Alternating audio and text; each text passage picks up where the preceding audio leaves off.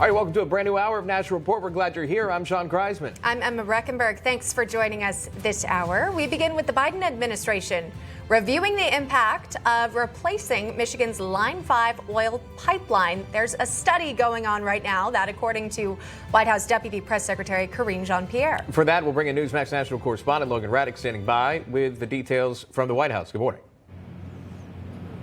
Well, that pipeline also goes through part of Michigan, and the governor there, Gretchen Whitmer, a Democrat, says she wants that this pipeline project to be scrapped altogether. But the White House is taking a more middle-of-the-road approach, saying that they are considering replacing the pipeline, but that they're studying the environmental impact at the moment. The Army Corps of Engineers is preparing an environmental impact statement on Line 5 and the construction of that replacement line.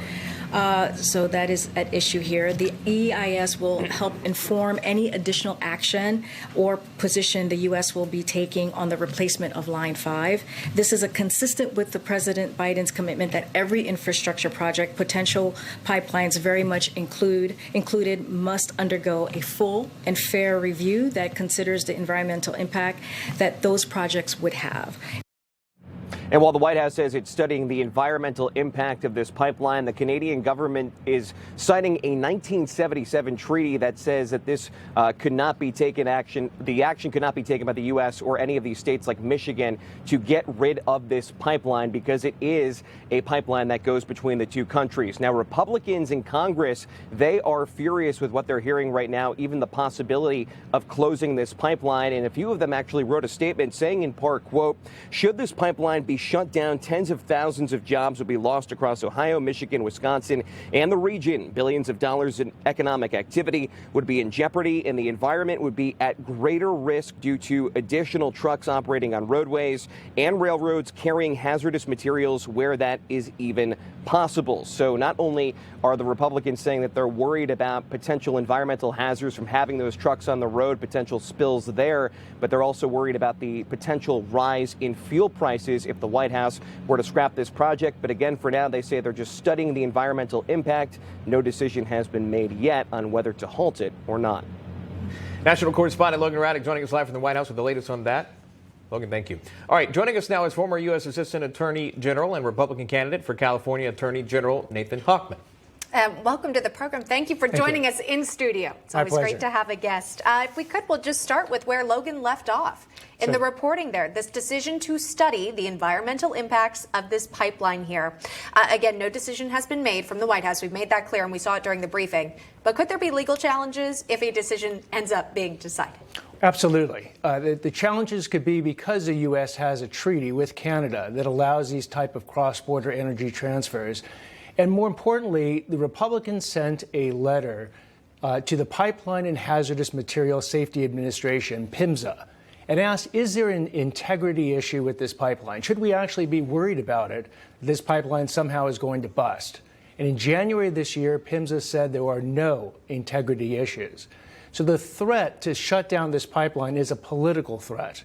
It's a play to the environmental groups. And I believe when sort of like, you don't mess with the airlines during Christmas time, you're not going to be messing with a pipeline during the winter.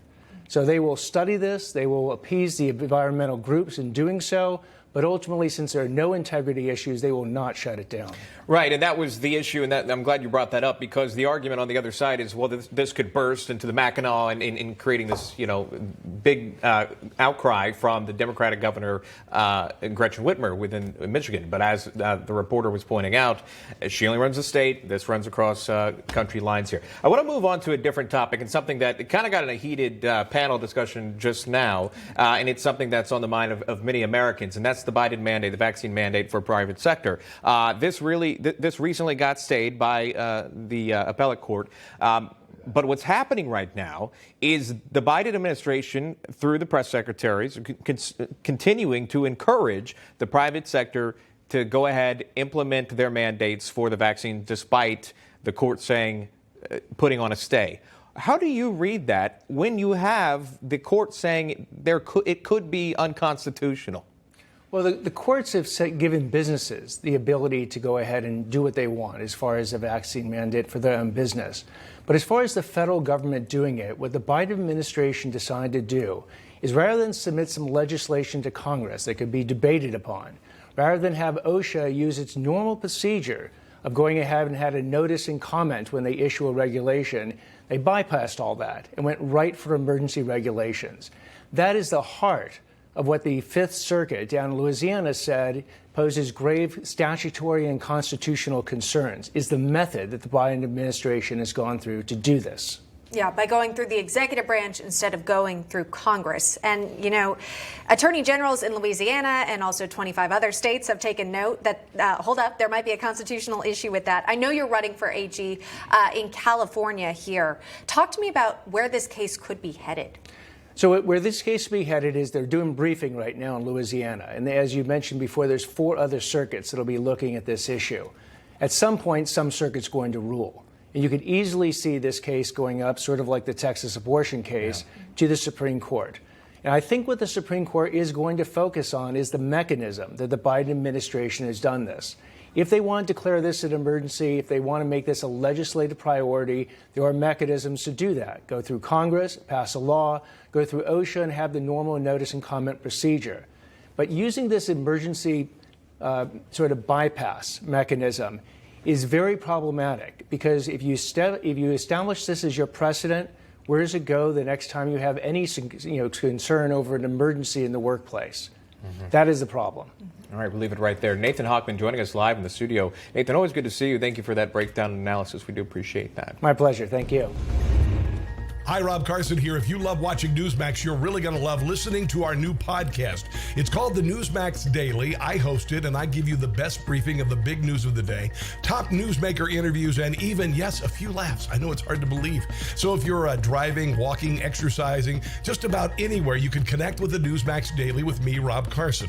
Find our podcast online or go to iPhone, Spotify, iHeart, Stitcher, and more, and start listening today.